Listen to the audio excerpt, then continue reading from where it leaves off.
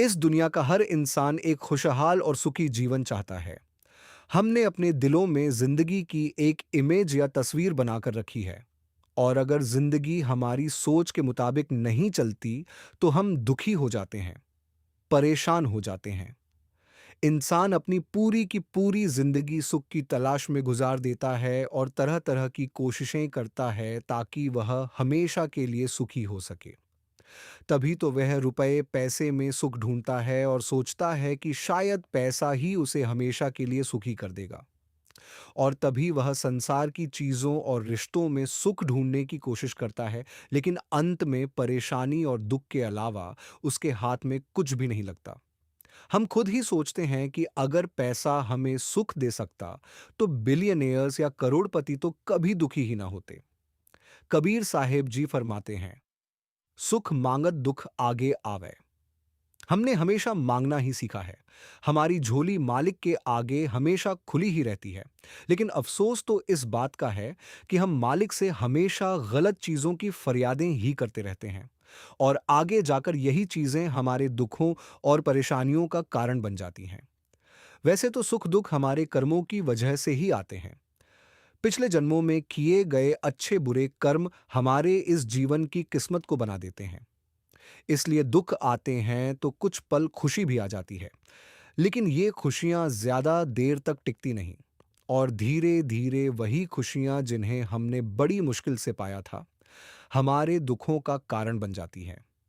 दुख तो हमें इसलिए भी मिलते हैं क्योंकि जिन चीजों और रिश्तों में हम सुख ढूंढने की कोशिशों में लगे हुए हैं, वो सभी चीजें और रिश्ते तो अस्थायी यानी कि टेम्परेरी हैं। तो टेम्परेरी चीजों और रिश्तों से हम सदैवी यानी कि एवरलास्टिंग खुशी और सुख की आस कैसे रख सकते हैं? हमारे दुखी होने के दो मुख्य कारण हैं। पहला, हमारी इच्छाएं या डिजायर्स जिनका कोई अंत ही नहीं है। पिछली इच्छाएं तो पूरी नहीं होती कि मन और नई नई इच्छाएं पैदा करके बैठ जाता है। और जब इच्छाएं हमारे मन के मुताबिक पूरी नहीं होती, तो हम और भी ज्यादा दुखी हो जाते हैं।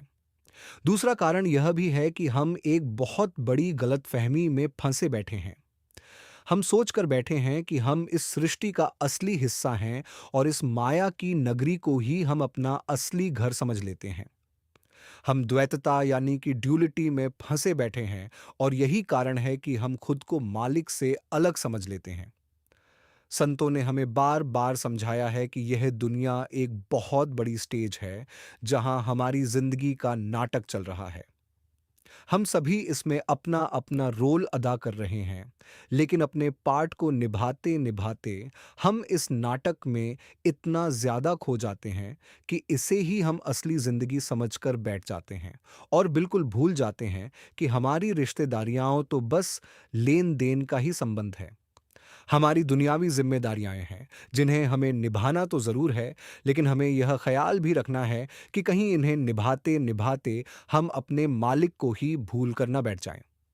श्री गुरु अमरदास जी महाराज फरमाते हैं, हरि बिन सब कुछ मैला।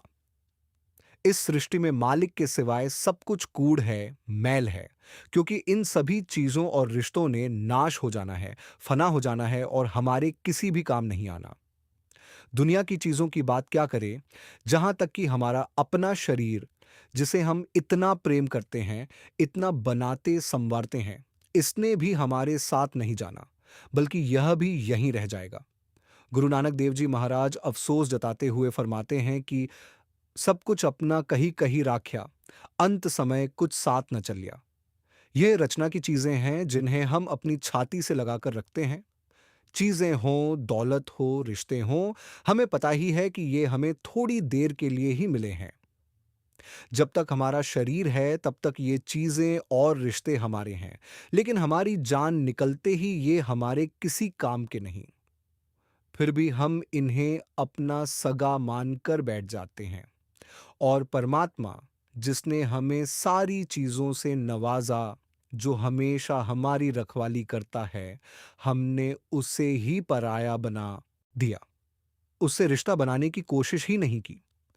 मालिक ने तो जन्म दिया था कि हम उसकी भक्ति में लगकर भवसागर से बाहर निकल जाइए, लेकिन हमने तो सारी उम्र इधर-उधर के फिजूल के कामों के पीछे भाग दौड़कर ही गंवा दी।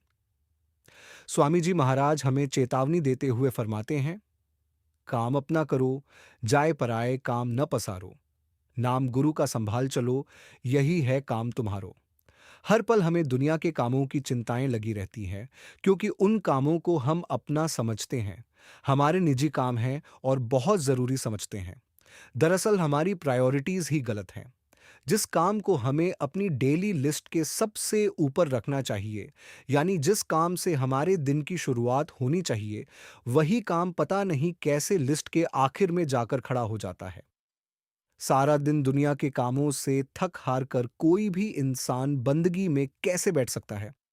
संत हमें समझाते हैं कि हर वह काम जो हमें मालिक के करीब लेकर आता है, वही हमारा सबसे जरूरी काम है। और जो काम हमें मालिक से दूर और बार बार इस रचना में वापस लेकर आते हैं, वह सारे के सारे पराये और फिजूल के काम हैं। स्वामी जी महाराज फरमाते हैं कि गुरुमुखों के पास जाकर शब्द नाम का राज्य लेकर उसकी कमाई करना ही हमारा सबसे जरूरी काम है, क्योंकि यही हमारी असली दौलत है, जो अंत समय हमारे साथ जाएगी। और किसी भी चीज ने हमारे साथ नहीं जाना। दुनिया की दौलत, सौगातें, बंगले, गाड़ियां, दूसरे साजो सामान और रिश्तेदारियों का प्रेम, सब कुछ यहीं रह जाना है। यह न तो आज तक किसी के साथ गए हैं और न ही कभी जाएंगे। गुरु नानक साहेब हमें असलियत से वाकिफ करवाते हुए फरमाते हैं, जिन नामे को संग न साथी, मुक्ति नाम ते पाई। मालिक की भक्ति और नाम की कमाई के अलावा और कोई भी हमारा असली साथी या मददगार है ही नहीं। इसलिए अगर हम मुक्ति चाहते हैं, तो हमें नाम की कमाई में लगना ही पड़ेगा। सदियां हो गईं हमें 84 के चक्कर में फंसे हुए। अब अगर मालिक ने हमें मनुष्य का चोला बख्शा है, तो इसका फायदा तो हमें उठाना ही चाहिए। यानी मालिक की बंदगी में तुरंत लग जाना चाहिए, ताकि जन्म मरण के बंधनों से हमें हमेशा हमेशा के लिए छुटकारा मिल सके। सभी संतों ने इस चोले को बहुत ही दुर्लभ, यानी कि एक्सट्रीमली रेयर, और अनमोल, यानी कि प्राइसलेस बताया है। दुर्लभ क्यों बताया है? क्योंकि इस जीवन का मिलना कोई मामूली बात नहीं। लाखों करोड़ों साल तरह तरह की जूनियों को भुगतकर हम यहां तक पहुंचे हैं। और इस जीवन को अनमोल क्यों बताया है? क्योंकि मनुष्य के चोले को ही मालिक की भक्ति करने का सौभाग्य मिला है। बाकी सारी जूनियाओं तो भोग जूनियाओं हैं। इसलिए संतों ने मनुष्य के चोले को क्राउन ऑफ द क्रिएशन, यानी कि शिरोमणि चोला बताया है। अगर हम मालिक की भक्ति में पूरी तरह से लग जाते हैं, तो हम अपनी मंजिल को जरूर पाएंगे, वरना बार बार हमें इस दुखमय जीवन में आना ही पड़ेगा। और फिर किसे पता है कि दोबारा कभी हमें इंसान का चोला मिलेगा भी या नहीं। अब प्रश्न तो उठता है कि अगर हम मालिक की भक्ति करना चाहें, तो कैसे करें? वैसे तो दुनिया का तकरीबन हर इंसान तरह तरह के तरीकों से मालिक की भक्ति में लगता ही है, जो कि बहुत ही अच्छी बात है, क्योंकि भक्ति करने से हमारे मन को थोड़ी शांति मिलती है। और जब तक हम भक्ति में लगे हुए होते हैं, हम बुरे खोटे कर्म करने से बच जाते हैं। लेकिन एक बात जरूर है कि जो बाह्यमुखी भक्तियां हैं, वे सारी की सारी मन की ही बनाई हुई हैं। और मन के कहे कि गई भक्ति हमें मालिक से कभी नहीं मिलवा सकती। दूसरी बात यह भी है कि जिस परमात्मा को हम बाहर ढूंढते फिरते हैं, वह तो बाहर है ही नहीं, बल्कि वह तो इस शरीर के अंदर रहता है। इसलिए अगर वह हमें कभी मिलेगा, तो अपने ख्याल को अंदर टिकाकर ही मिलेगा। गुरु अमरदास जी महाराज हमारे शरीर को हरि मंदिर कहकर पुकारते हैं। हरि मंदिर एह शरीर है, ज्ञान रतन प्रकट हुए। हरि मंदिर यानी कि हरि के रहने की जगह हमारा शरीर ही है। इसलिए अगर किसी को भी मालिक से मिलने का ज्ञान हासिल होगा, तो उसे अपने शरीर के अंदर से ही होगा। यही वजह है कि संत हमें मालिक की असली भक्ति यानी नाम और शब्द की कमाई करने की सलाह देते हैं। नाम की कमाई का मतलब है अपने ख्याल को 9 द्वारों से निकालकर माथे के पीछे 10वें द्वार पर इकट्ठा करना, यानी जीते जी मरने का अभ्यास करना। जब हम लगातार अभ्यास करके जीते जी मरने में माहिर हो जाते हैं, तभी हम नाम और शब्द के साथ जुड़ सकते हैं। फिर एक प्रश्न उठता है कि संतों ने जिस नाम और शब्द की इतनी महिमा गाई है कि जो हमें इस सृष्टि के आवागमन से ही मुक्त कर देगा, वह नाम या शब्द असल में है क्या? श्री गुरु अर्जन देव जी महाराज शब्द या नाम की सिफत में फरमाते हैं, नाम के धारे सगले जंत, नाम के धारे खंड ब्रह्मंड।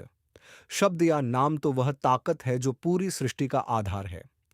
नाम ने ही सृष्टि को बनाया और वही ही इसे चला भी रहा है। इस सृष्टि के कण कण में नाम रमा हुआ है। सारे खंड ब्रह्मांड इसी के सहारे खड़े हैं। जब तक नाम है तो ये सृष्टि कायम है। अगर मालिक नाम को इस सृष्टि से हटा ले तो सारी की सारी कायनात नष्ट हो जाएगी। हम भी शब्द के सहारे ही चल फिर रहे हैं, और अगर मालिक हमारे अंदर से ही शब्द को हटा ले तो हम भी जिंदा नहीं रह पाएंगे। नाम या शब्द तो वह सुरीली से सुरीली सच्ची ध्वनि है, वह वाणी है जो हम सबके अंदर लगातार बज रही है। इसे संतों ने आकाशवाणी, धुर की बाणी, हुक्म, अगम, कथा इत्यादि अनेक नामों से पुकारा है। सावन सिंह जी महाराज द ग्रेट मास्टर ने इसे अनरिटन लॉ और अनस्पोकन लैंग्वेज कहकर बयान किया है, यानी ऐसा कानून जो कहीं लिखा नहीं हुआ और जो शब्दों के दायरे में भी नहीं आता। कबीर साहिब शब्द की सिफत में फरमाते हैं, 52 अक्षर लोकत्रय, सब कुछ इन्हीं माही। ए अक्षर गिर जाएंगे, वो अक्षर इनमें नाही। किसी भी भाषा में ज्यादा से ज्यादा 52 अक्षर होते हैं, 52 अल्फाबेट्स। इन्हें हम शब्दावली के अक्षर भी कहते हैं। इन्हीं के जरिए यानी शब्दों को बोलकर हम दुनिया का काम काज करते हैं, अपना कारोबार भी करते हैं।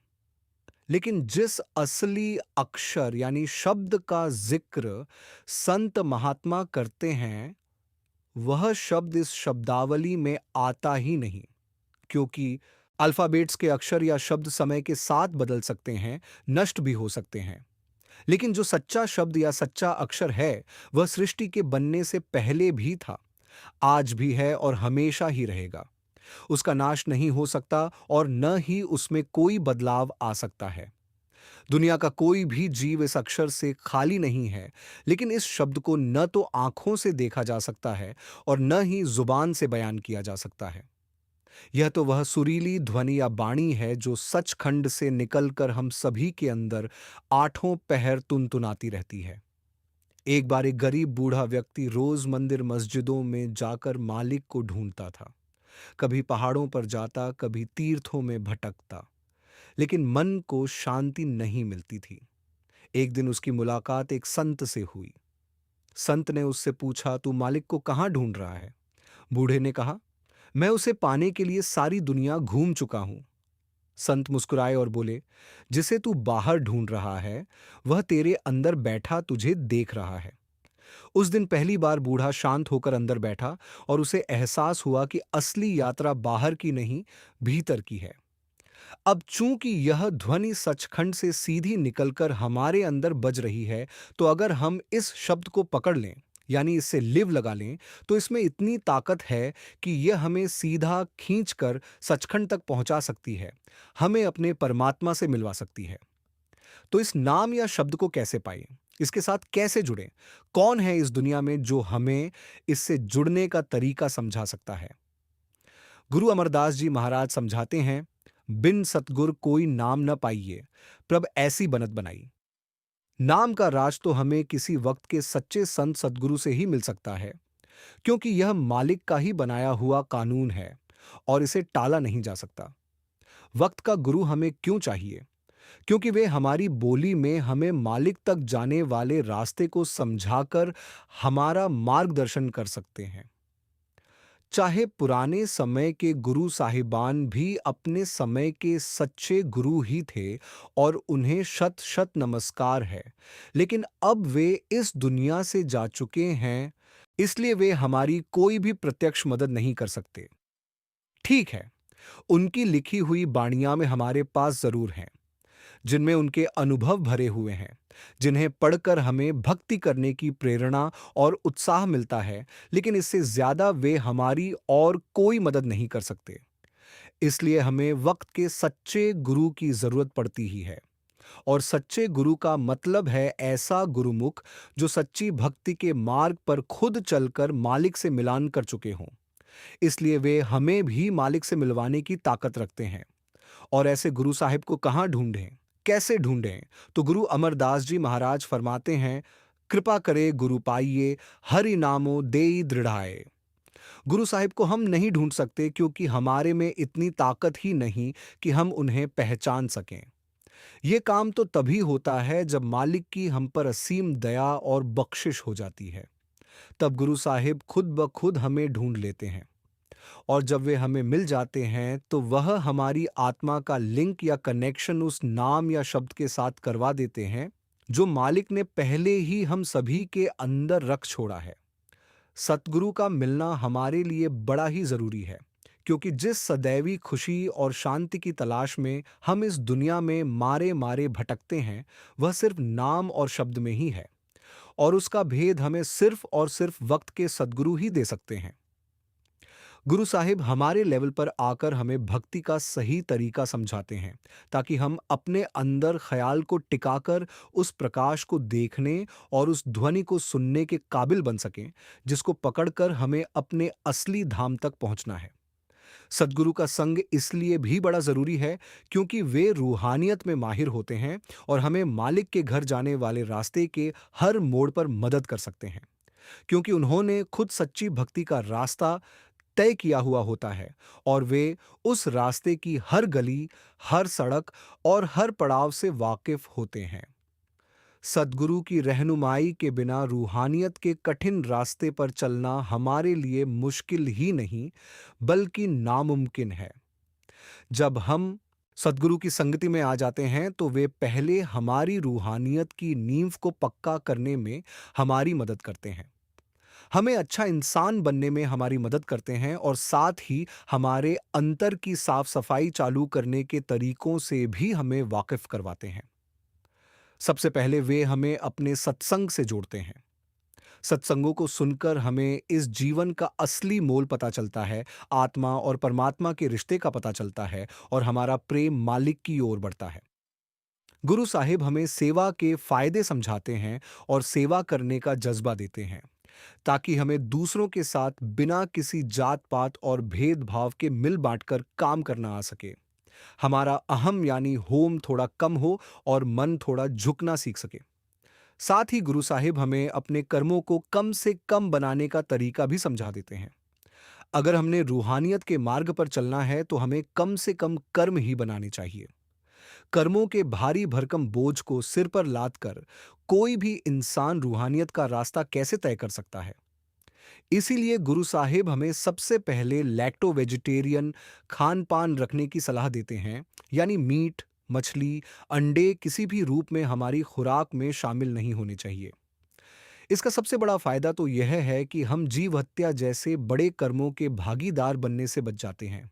साथ ही जो कुछ भी हम खाते पीते हैं, उसका असर सीधा जाकर हमारे हृदय और रूहानियत पर पड़ता ही है। और लैक्टो वेजिटेरियन खुराक लेने से हमारे विचार थोड़े शुद्ध होने शुरू हो जाते हैं, हमारा अंदर थोड़ा साफ होना शुरू हो जाता है।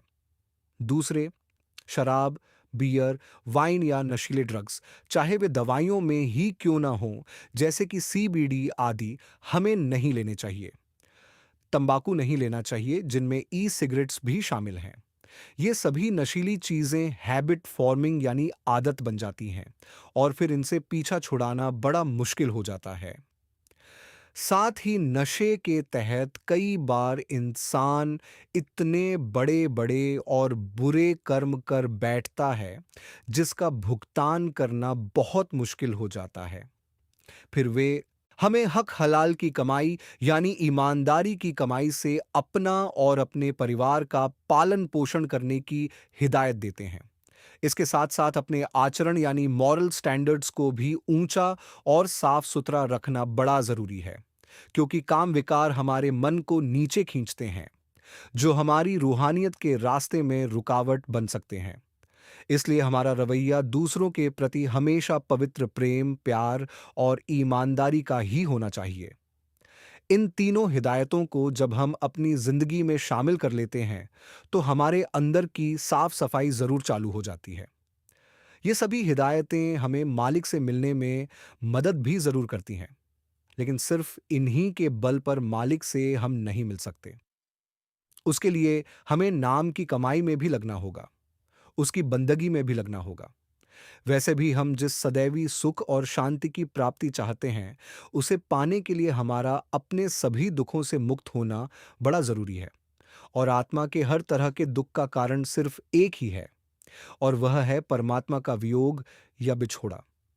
इसलिए गुरु साहिब हमें हर रोज बिना नागा कम से कम 2.5 घंटे मालिक के सिमरन और भजन बंदगी में लगाने की हिदायत देते हैं, ताकि हम मालिक से पहचान बना सकें। सिमरन जीवात्मा का पहला कदम है अपने परमात्मा की तरफ, और मालिक से मिलने के लिए सिमरन का पक्का करना बहुत ही ज्यादा जरूरी है, ताकि इसके लगातार अभ्यास से जीव अपना पूरा शरीर खाली करके अपने ध्यान को अंदर एकाग्र करने में सफल हो सके। और जब ध्यान एकाग्र हो जाता है तो जीव अंदर शब्द में लीन होना शुरू हो जाता है। जब यह शब्द से जुड़ जाता है तो उसके सभी छोटे बड़े जो संचित कर्म होते हैं उनका नाश हो जाता है।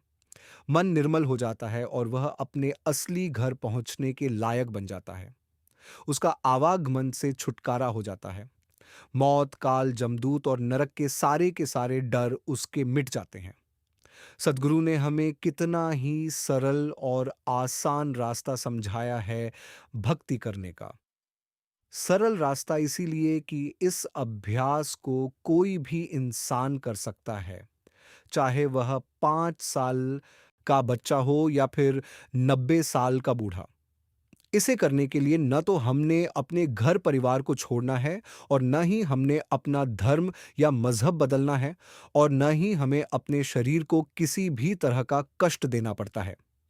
ये काम तो हम अपनी दुनियावी जिम्मेदारियों को निभाते हुए घर के किसी भी कोने में चुपचाप बैठकर कर सकते हैं। मन तो हमें संसार की चीजों में उलझाए ही रखेगा, क्योंकि इसका काम ही यही है, ताकि हम संसार से निकलने न पाएं। और मन यह काम बहुत ही खूबी से निभाता है। गुरु साहिबान हमें समझाते हैं कि हमें सिमरन और भजन का सहारा लेकर इन सभी चीजों से ऊपर उठ जाना चाहिए, और अपनी लगन को दुनिया से निकालकर परमात्मा के साथ जोड़ने की कोशिश करनी चाहिए। एक बार एक किसान के पास बहुत ही शरारती घोड़ा था। जब भी किसान खेत की ओर जाता, घोड़ा उसे रास्ते से भटका देता और इधर उधर दौड़ाने लगता। एक दिन एक बुजुर्ग ने किसान से कहा, अगर तुम इसकी लगाम मजबूती से पकड़ लोगे तो ये तुम्हें मंजिल तक पहुंचा देगा, लेकिन अगर लगाम छोड़ दोगे तो ये तुम्हें भटका देगा। उसी दिन किसान को समझ आया कि घोड़ा उसके मन की तरह है। अगर मन को सिमरन की लगाम से बांध लिया जाए तो वही मन हमें मालिक तक पहुंचा सकता है। बाकी हम इस भ्रम में भी न रहें कि हमारी 2-3 घंटे की भक्ति ही हमें मालिक से मिलवा देगी और हमारा आवागमन ही खत्म कर देगी। असलियत तो यह है कि चाहे हम उम्र भर ही क्यों न लगे रहें, हमें इस काम में सफलता कभी नहीं मिल सकती, जब तक हमें सतगुरु की दया और मेहर प्राप्त न हो जाए। लेकिन इसका मतलब यह भी नहीं कि हम बस सतगुरु की दया और मेहर का ही इंतजार करते रहें और अपनी ओर से कोई करनी या मेहनत ही न करें। दया और मेहनत तो साथ साथ चलती हैं। मेहनत करेंगे तो सतगुरु की खुशी पाएंगे, और तब उनकी दया और भी ज्यादा बढ़ेगी, और फिर उस दया की वजह से हम और भी ज्यादा भजन बंदगी में देने के काबिल बन सकेंगे। दुनिया में भी तो कुछ कमाने के लिए, कुछ पाने के लिए कितनी मेहनत करनी पड़ती है। बच्चों को देख लीजिए, 15-20 साल तक कड़ी मेहनत करते हैं, तब कहीं जाकर वे डॉक्टर, इंजीनियर और दूसरी डिग्रियां हासिल करते हैं। हम तो मालिक को पाना चाहते हैं। हम तो सदैवी सुख और चैन हासिल करना चाहते हैं। तो क्या फिर हमें मेहनत की जरूरत न पड़ेगी? गुरु साहिब हमें भक्ति का सही तरीका समझा सकते हैं। वे हमारा मार्गदर्शन कर सकते हैं और हमें प्रेरित कर सकते हैं, ताकि हम ज्यादा से ज्यादा समय भजन सिमरन में दें। लेकिन उसके बाद जिम्मेदारी हमारी भी बनती है कि हमें पूरी मेहनत से जितना ज्यादा से ज्यादा हो सके शब्द अभ्यास में लग जाना चाहिए। हमारा फर्ज है गुरु साहिबान का हुक्म मानना, लेकिन बिना किसी नतीजे की फिक्र किए हुए, क्योंकि हमने तो बस उनकी खुशी हासिल करनी है। और जब सद्गुरु खुश हो जाते हैं तो हमें इस दुनिया के भवसागर से निकाल कर मालिक तक पहुंचाने में उन्हें एक पल भी नहीं लगता। जितनी जल्दी हमारी आत्मा को अपने असल में मिलने की है, उससे कहीं ज्यादा जल्दी सद्गुरु को हमें वापस मालिक तक पहुंचाने की है, क्योंकि वे इस काल की नगरी में हमें यहां से निकालने के लिए ही आते हैं। इसके अलावा उनका इस सृष्टि में और कोई काम है ही नहीं। बहुत जिंदगी निकल गई सोचते सोचते। अब हमने अपनी सोच को करने में जाहिर करना है, ताकि हमारी आत्मा मालिक की ओर बढ़ती ही चली जाए और आखिरकार वह उस सदैवी सुख और शांति की हकदार बन जाए, जिसकी उसे हमेशा हमेशा से तलाश थी। तो अंत में हम कह सकते हैं कि सदैवी सुख की प्राप्ति नाम या शब्द के साथ जुड़ने से ही मिलती है। नाम का भेद सिर्फ वक्त का सच्चा संत सतगुरु ही दे सकता है। सतगुरु का मिलाप मालिक की दया और मेहर से होता है, और अंत में मालिक की प्राप्ति सतगुरु के उपदेश पर पूरी श्रद्धा और प्रेम से छल कर ही हो सकती है।